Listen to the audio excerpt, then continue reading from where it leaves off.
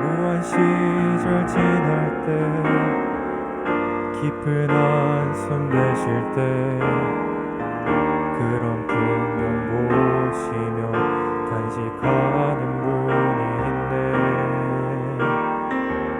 고와 같이 너희를 버려두지 않으리. 내가 너희와 영원히 함께하리라.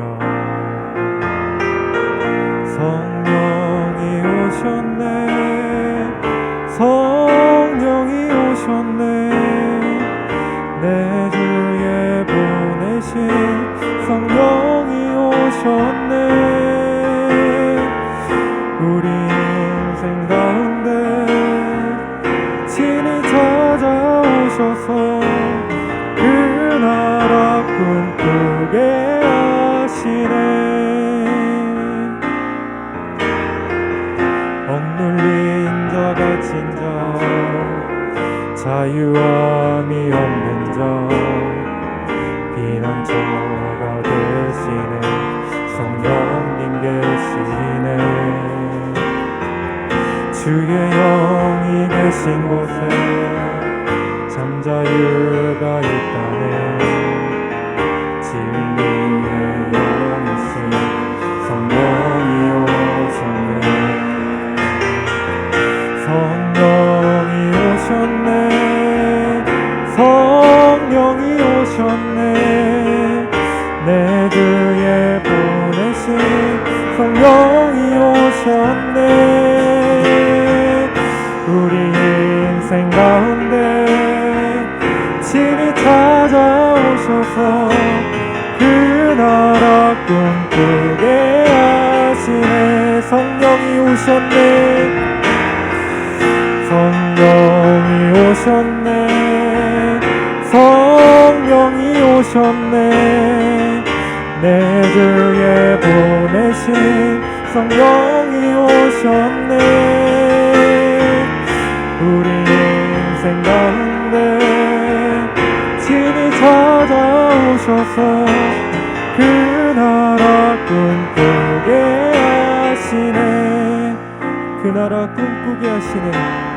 그 나라 꿈꾸게 하시네.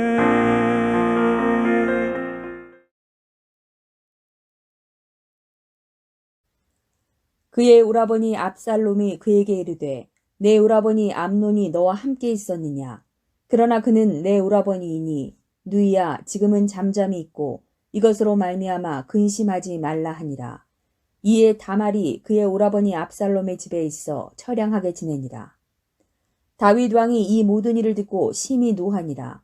압살롬은 암논이 그의 누이 다말을 욕되게 하였으므로 그를 미워하여 암논에 대하여 잘잘못을 압살롬이 말하지 아니하니라.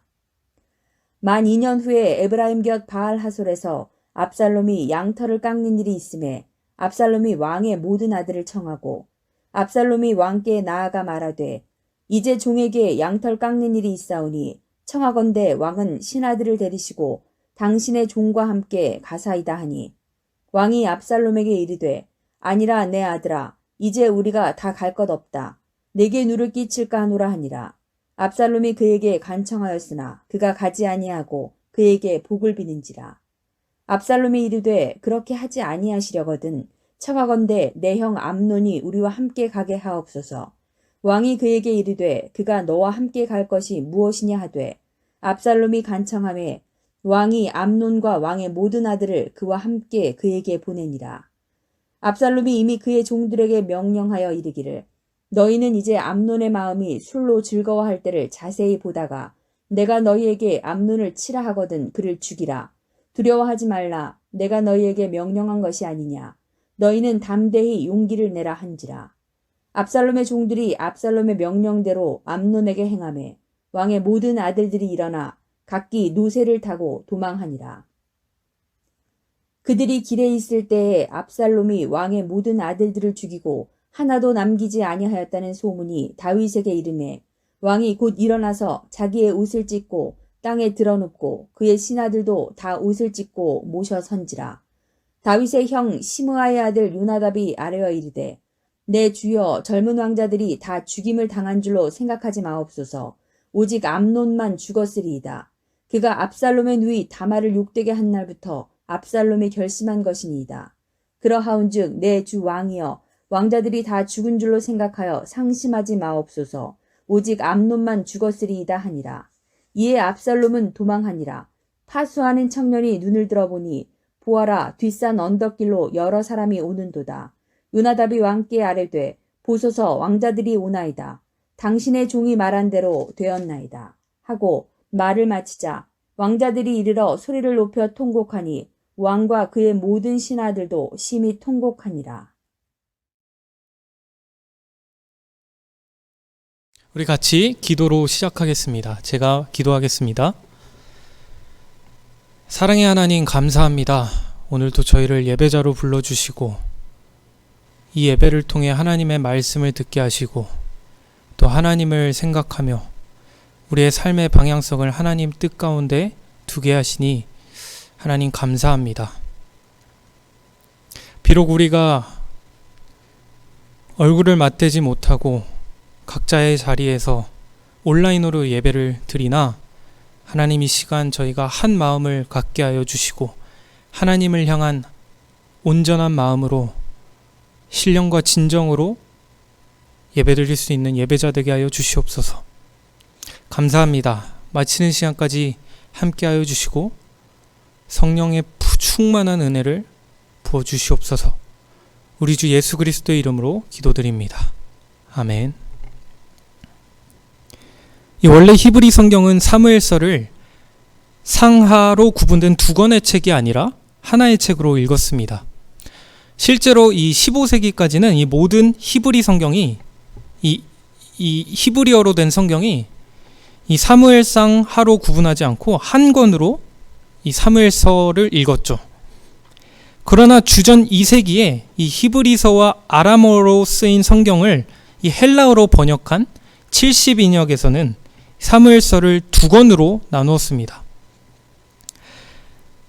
그 이유는 히브리어 본문은 모음 없이 쓰기 때문에 적은 분량이 필요하지만 헬라어는 모음이 들어가기 때문에 책을 번역하면서 많은 지면이 할애됐기 때문이죠. 그렇기 때문에 오래전부터 교회는 이 70인역의 전통을 따라 사무엘서를 상하로 나누어 읽고 있습니다. 하지만 최근에 많은 학자들은 현재 우리가 읽고 있는 이 사무엘상의 시작 부분, 이 사무엘상 1장과 2장, 그리고 이 사무엘하의 결말 부분, 이 사무엘하의 21장, 24장이 이 처음과 끝이 아주 의미 있게 서론부와 결론부로 배치되고 있고 이 사무엘상하의 구분이 매우 자의적이고 자연스럽지 못하다고 지적합니다. 따라서 우리는 이 사무엘서를 두 권의 독립적인 책이 아니라 한 권의 짜임새 있는 책으로 보고 자연스럽게 문맥을 따라 읽는 것이 중요하다고 할 수 있습니다.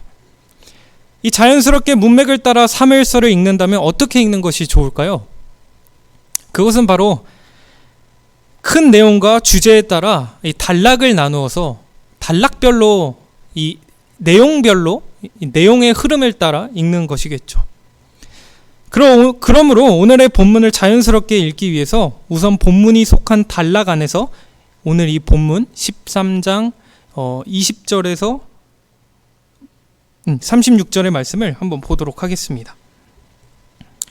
오늘 이 본문이 속한 단락은 사무엘하 9장에서 20장까지의 이 다윗 왕정의 위기와 그런 위기들을 극복하는 다윗 이야기를 주제로 삼고 있는 단락 안에 속한다고 할 수 있습니다.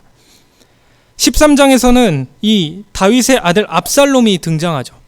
근데 이 압살롬은 이 13장에서 18장에 이르기까지 등장하는데 이 다윗의 왕권을 위협하는 아주 중요한 인물로 제시됩니다. 제가 왜 이토록 서론적인 이야기를 길게 하는가 하면 저희가 오늘 읽은 본문이 사무엘하 13장 20절에서 36절 이 부분만 읽어서는 이 본문의 의미를 정확하게 이해하기 어렵기 때문입니다.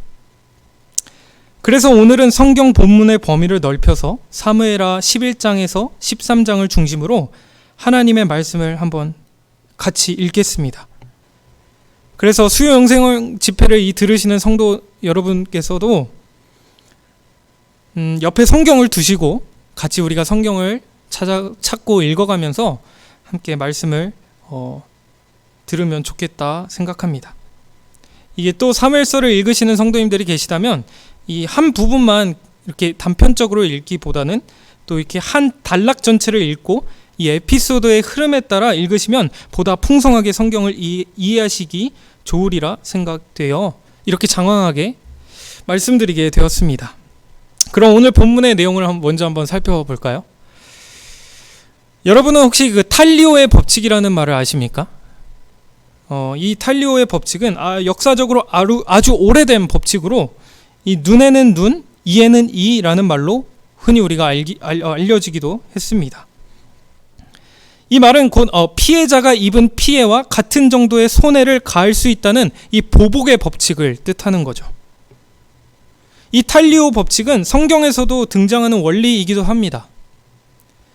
하지만 예로부터 이 이스라엘을 중심으로 펼쳐진 이 고대 근동 아시아 문화권에서 이 탈리오 법칙은 아주 익숙한 것이었습니다. 그래서 여러분들이 아시는 것과 같이 이 현존하는 비문 중에 가장 오래됐다고 알려진 이 바벨로니아 이 비석이 있지 않습니까? 거기에도 이 탈리오의 법칙, 눈에는 눈, 이에는 이와 같은 이런 사람과 사람 간의 이런 법칙을 기록해 두기도 했습니다. 오늘은 이 탈리오의 법칙, 눈에는 눈, 이에는 이, 악에는 악으로, 이 죄는 이 악으로 갚으시는 또 이 하나님에 대한 이야기를 좀 해보려고 합니다. 오늘 설교의 주제가 죄에 대한 내용이기 때문에 저는 사실 좀 부담이 되기도 합니다. 또 성경에서 말하는 이 죄의 의미가 굉장히 복잡하고 다양하기 때문에 단순하게 정리할 만한 그런 개념도 아니죠. 그렇기에 오늘 말씀을 전함에 있어서 아주 무거운 마음을 가지고 왔습니다.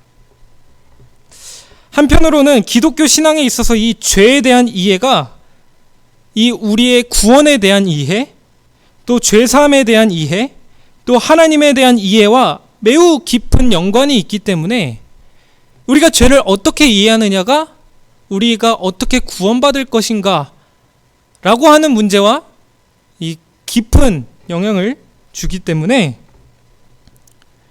이 죄에 대한 문제는 우리에게 있어서 절대적으로 중요합니다. 그래서 오늘 이 예배의 시간 가운데 제 한 가지 소망이 있다면 오늘 이 다윗의 이야기를 통해 우리가 이 죄에 대한 보다 풍성한 이해를 갖게 되었으면 좋겠습니다. 그리고 죄사함과 구원을 이루시는 하나님에 대해 우리가 좀 더 깊이 묵상하며 하나님 앞에 나아가는 시간이 되었으면 좋겠습니다. 오늘 이야기에는 이 다윗의 아들 압살롬이 이 또 다른 다윗의 아들이자 자신의 이복 형제인 이 암논을 무자비하게 죽이는 사건이 등장합니다.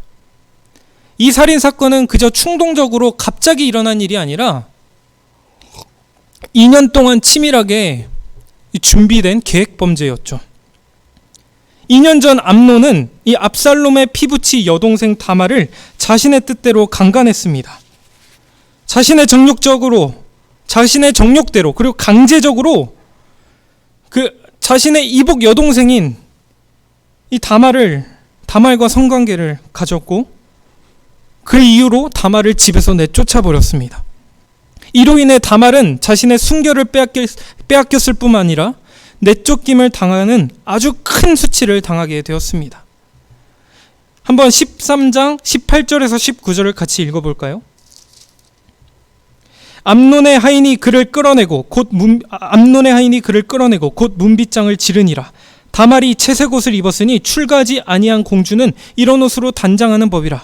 다말이 재를 자기의 머리 위에 덮어쓰고 그의 채색 옷을 찢고 손을 머리 위에 얹고 가서 크게 울부짖으니라.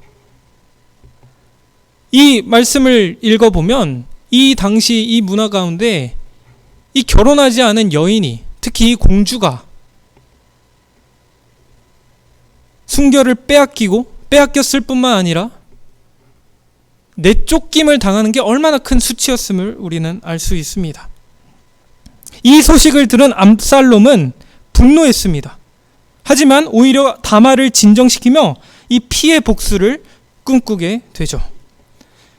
압살롬은 암논에게 앙심을 품었으나 암논에게 곧바로 가서 말하지 않았고 자신의 복수의 칼날을 2년 동안 갈았던 것입니다. 2년이 지난 후 압살롬은 드디어 암논을 살해할 계획을 실행으로 옮겼습니다.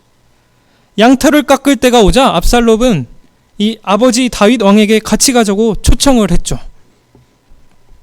양털을 깎을 때는 일종의 이 축제 기간이었기 때문에 온 가족이 모여서 이 함께 축하를 하는 아주 중요한 계기가 되었던 것입니다. 그러나 왕 다윗은 누를 끼치기 싫다는 이유로 참석을 거절했고 압살롬은 대신에 이 암논을 자기의 이 양털 깎는 날에 보내달라고 간청했습니다. 이에 다윗 왕은 암논과 모든 아들들을 보냈습니다. 압살롬은 암논이 이제 술에 취해서 마음이 즐거워질 때를 보다가 그를 죽이라고 부하들에게 지시했습니다. 압살롬의 종들이 암논을 살해하자 모든 왕자들은 도망쳤습니다. 이 멀리 떨어진 다윗이 왕자들이 암논이 죽었다는 소식을 듣자 이 모든 왕자들이 죽은 줄 알고 이제 막 마음이 아파서 슬퍼했습니다. 하지만 다윗의 조카인 요나답이 이 상황에 대해 제대로 다시 다윗에게 전달을 합니다. 32절 33절입니다. 다윗의 형 시므아의 아들 요나답이 아뢰어 이르되 내 주여 젊은 왕자들이 다 죽임을 당한 줄로 생각하지 마옵소서. 오직 암논만 죽었으리이다. 그가 압살롬의 누이 다말을 욕되게 한 날부터 압살롬이 결심한 것이니이다. 그러온즉 내 주 왕이여 왕자들이 다 죽은 줄로 생각하여 상심하지 마옵소서. 오직 암논만 죽었으리이다 하니라. 아멘. 이 성경 기자는 압살롬이 암논을 죽인 이유가 다말을 욕되게 하였기 때문이라는 사실을 다시 한번 요나답의 입을 통해 확인해서 우리에게 전달해 줍니다. 압살롬의 복수 계획은 성공적이었으나 그는 도망쳐야만 했으며 다윗은 암논을 잃은 후 매우 애통해했다고 성경은 기록하고 있습니다. 사건의 줄거리를 보면 압살롬은 암논의 죄를 이 자신의 죄로 되갚았습니다. 악을 악으로 되갚은 것이죠. 그는 자신의 동생 다말이 받게 된 입은 그 말로 닿을 수 없는 끔찍한 피해와 수치를 보복하기 위해 암논의 생명을 빼앗고 아버지 다윗에게는 씻을 수 없는 슬픔과 이 수치를 안겨주었던 것입니다. 압살롬의 입장에서 오늘 이 본문의 이 사건을 읽게 되면 오늘 이야기는 악을 악으로 되갚는 이 탈리오의 법칙을 이행하는 어쩌면 정당한 이야기로 들릴 수도 있겠다 싶습니다. 하지만 우리는 이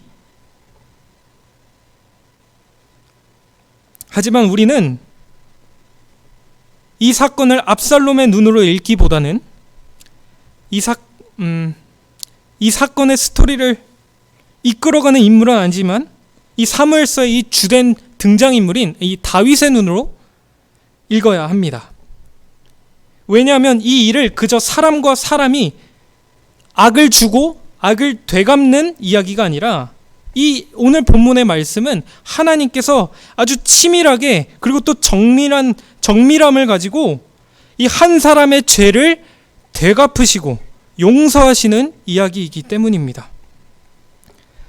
따라서 다윗의 눈으로 오늘 본문을 읽는다면 이 사건은 다윗의 죄를 보응하시는 하나님의 이야기로 이해할 수 있습니다. 다윗이 저지른 악에 대해 하나님께서는 악으로 갚으시는 내용이 오늘 말씀의 주된 내용이라는 것이죠. 제가 다윗의 악을 악으로 갚으시는 하나님이라는 말씀을 드릴 때 여러분들은 어떤 생각이 드십니까? 아니, 내가 아는 하나님은 죄를 용서하시고 죄를 선으로 갚으시는 선하신 하나님인 줄 알았는데 다윗의 악을 악으로 갚으신다니, 하나님은 과연 악한 하나님인가? 아니, 어쩌면 더 우리에게 오해를 불러드릴 만한 내용이 있습니다. 그것은 바로 오늘 본문에서 나타나는 이 다윗의 죄라고는 암논이 다말에게 몹쓸 짓을 저질렀을 때 그에 마땅한 벌을 주지 않은 것밖에는 우리가 알 수 없기 때문이죠. 과연 정말 이 사건은 자녀들을 올바로 교육하지 못한 다윗을 벌 주시는 하나님의 이야기일까요? 아니요, 그렇지 않습니다. 오늘 이 압살롬의 피해 복수국의 이 사건이 다윗을 향한 하나님의 가혹한 처사가 아니라는 거죠. 우리가 이것을 알기 위해서는 우리 오늘 본문인 13장의 앞장 11장과 12장의 내용을 한번 떠올려 볼 필요가 있습니다. 여러분, 11장의 내용은 우리가 너무나도 잘 아는 말씀이죠. 다윗의 죄가 기록되었습니다. 다윗은 자신의 충신 우리아의 아내 밧세바를 탐했습니다. 그리고 그녀를 제멋대로 취하고 동침했죠. 이후 밧세바가 임신하게 되자 다윗은 자신의 죄를 덮기 위해 아주 부단히 노력했습니다.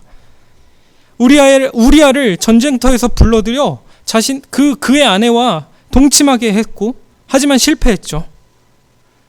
그렇기 때문에 결국 다윗은 전쟁터에서 이 적군의 칼에 이 자신의 충성된 신하를 죽이기까지 했습니다.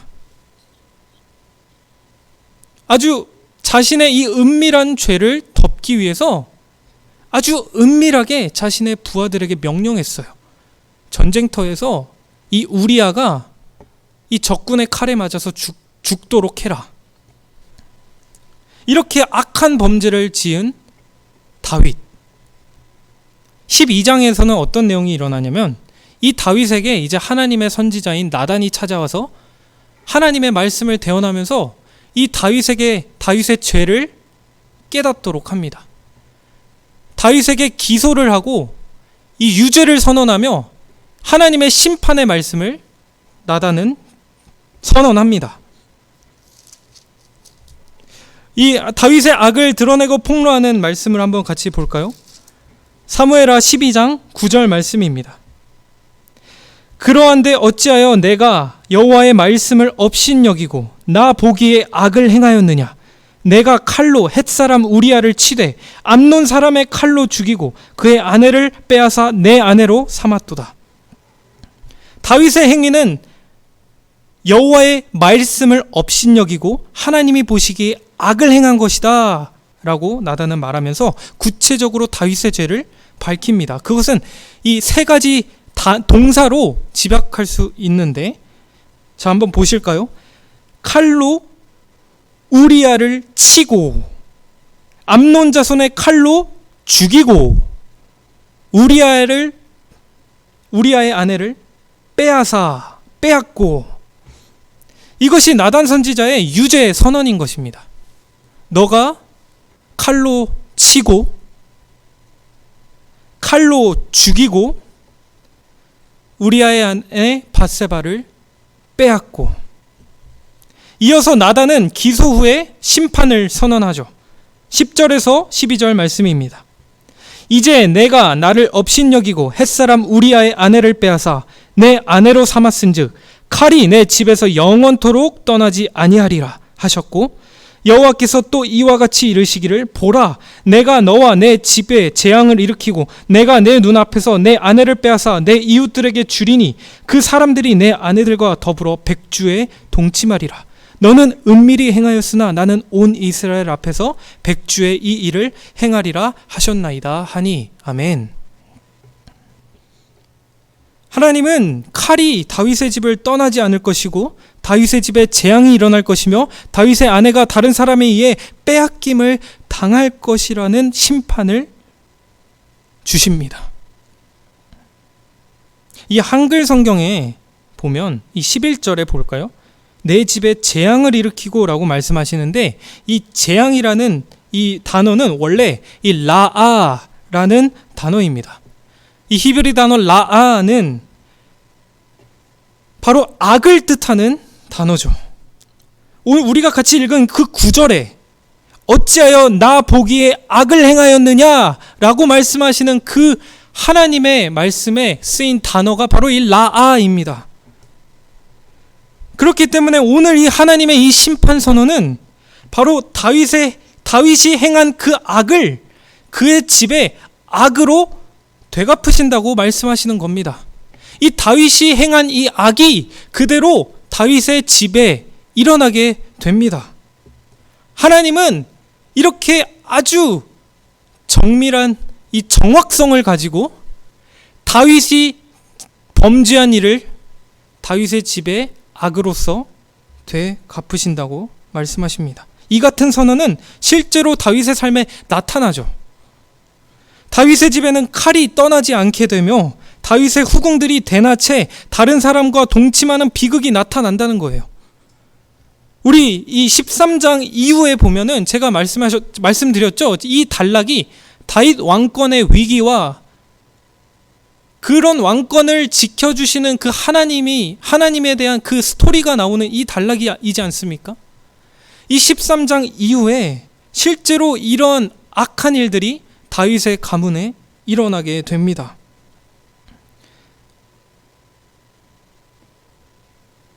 다윗의 아들 암논은 이복 여동생 다말을 겁탈하고 학대했습니다. 압살롬은 암논을 칼로 죽입니다. 그리고 오늘 읽지는 않았지만 이 16장에 보면 압살롬은 자기 부친에게 반역을 도모하고 백주 대낮에 다윗의 후궁들과 동침을 합니다. 이 고대의 왕권 풍습을 보면 이 선왕의 부인이나 첩과 동침하는 것이 이 왕권의 적법성을 쟁취하려는 행동으로 이해되었기 때문에 이 압살롬은 다윗을 향해 반역을 일으키고 이 다윗이 도망치고 있을 때 다윗의 후궁들과 이 동침했습니다. 온 이스라엘 앞에서 말이죠. 이렇게 다윗의 집안에는 칼이 떠나지 않습니다. 하나님이 선언하신 대로 모든 일이 일어났습니다. 오늘 본문의 말씀도 하나님께서 다윗의 죄를 어떻게 대하시는지, 어떻게 보응하시는지에 관한 말씀인 것입니다. 그래서 우리가 오늘 이 13장을 읽을 때 정말 이 무거운 마음을 가지고 우리가 이 다윗의 이야기를 한번 살펴보아야 합니다. 이 다윗이 저지른 죄가 그냥 죄로서 드러나고 하나님 앞에 회개하고 하나님께서 죄를 사해 주시고 거기에서 끝나는 게 아니라 이 죄의 이야기는 하나님께서 말씀하신 것처럼 하나님께서 심판하신 이 선언이 다 이루어지기까지 계속됩니다.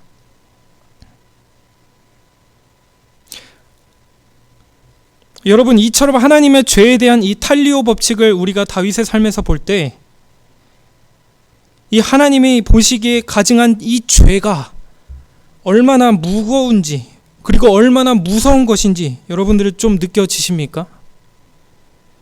또 하나님께서 이 죄를 다루실 때 아주 치밀한 정확성을 가지고 그 대가를 요구한다는 사실이 여러분들은 이 다윗의 이야기를 통해 느껴지시냐는 말입니다. 하나님은 악을 악으로 갚으시는 악한 분이라고 여러분들 생각하지 마십시오. 하나님께서 이 악을 악으로 갚으신다는 이 말은 우리가 지은 죄에 대한 응당한 대가를 하나님은 치르신다는 말씀입니다.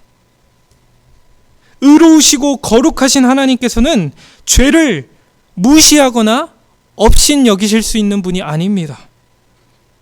하나님은 정확하게 우리들에게 이 불순종의 대가를 요구하시죠.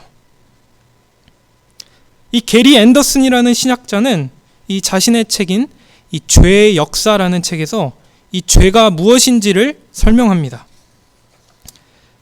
그는 이렇게 말해요. 성경을 살펴보면 이 죄의 의미가 조금씩 이렇게 변천했다고 주장을 하는데, 이것은 문화적으로나 시대적으로도 그렇다고 합니다. 원래 히브리 이스라엘 사람들이 이해했던 이 죄의 개념은 이 짐의 뜻을 가지고 있습니다. 이 우리가 등에 매는 짐과 같은 거 말이죠. 그래서 죄를 짓고 그 죄의 무거운 짐을 지고 사는 이들에게 이 구속의 제사가 베풀어졌던 것입니다. 그러나 그리스도의 구속사역 이후로 이 짐으로 이해되었던 죄는 이 빚으로 이해되었다고 주장합니다.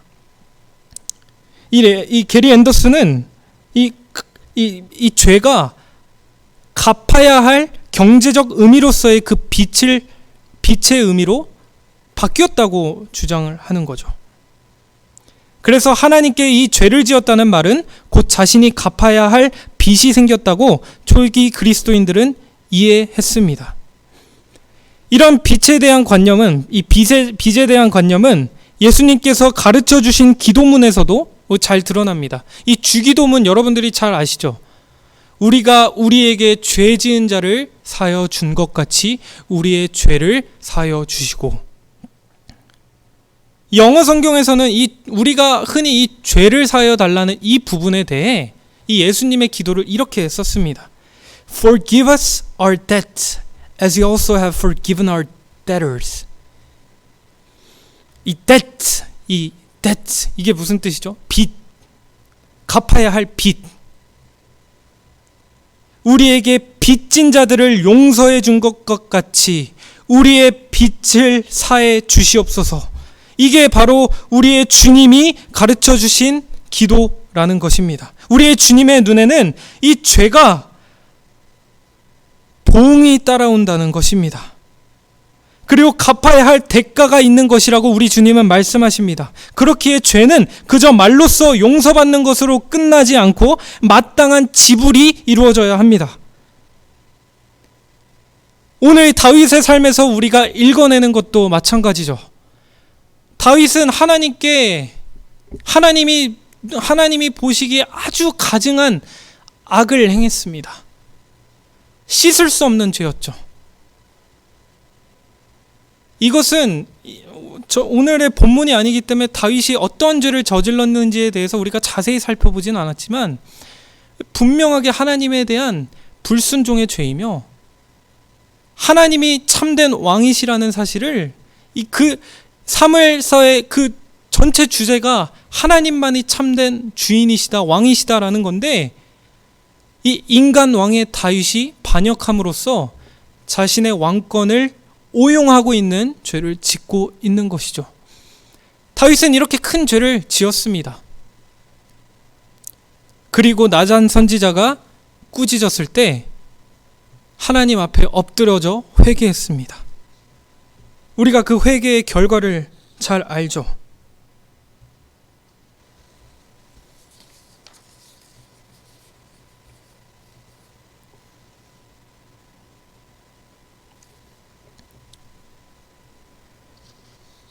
하나님께서는 자신 앞에 엎드려진 다윗을 용서해 주셨습니다.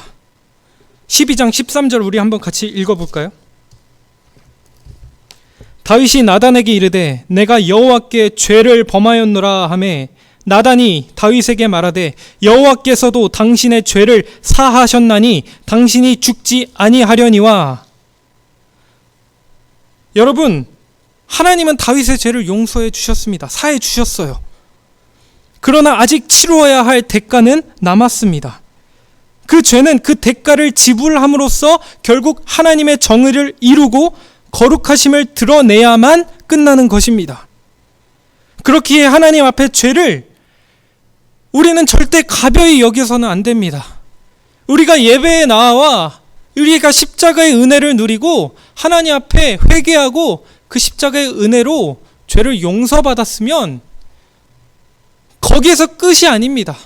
우리는 여전히 그 죄의 빚을 갚으며 살아가야 합니다.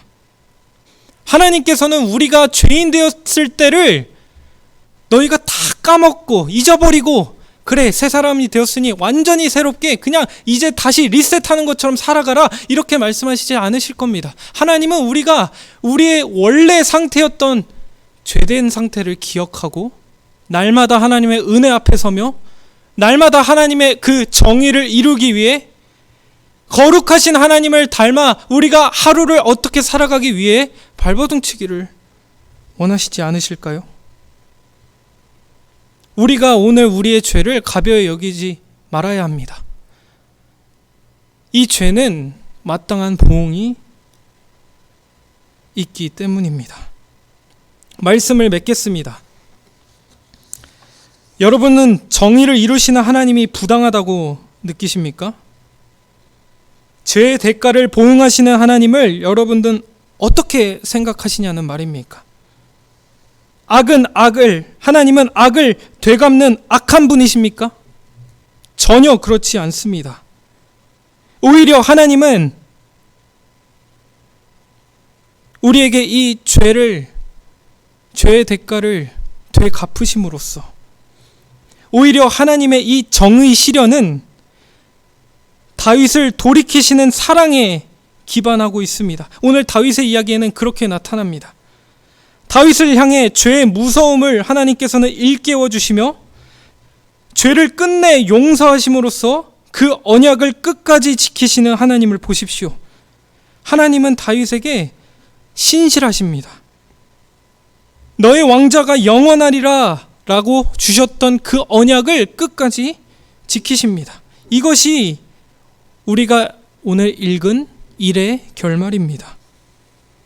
여러분, 우리를 향한 하나님의 사랑은 죄의 모든 대가를 지불하고도 남는 거예요.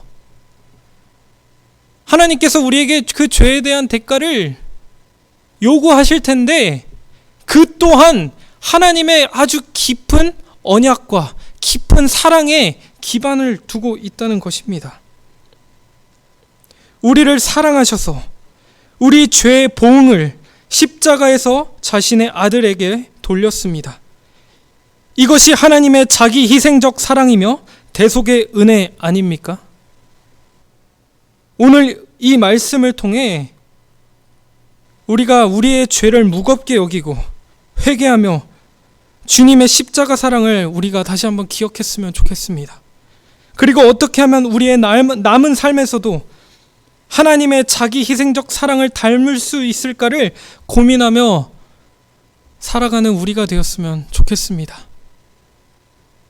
우리가 정말 처절하게 하나님 앞에 우리의 자신을 내려놓고 우리의 자신을 무너뜨리며 하나님을 향해 높아졌던 우리의 자아를 깨뜨리며 하나님께 회개하고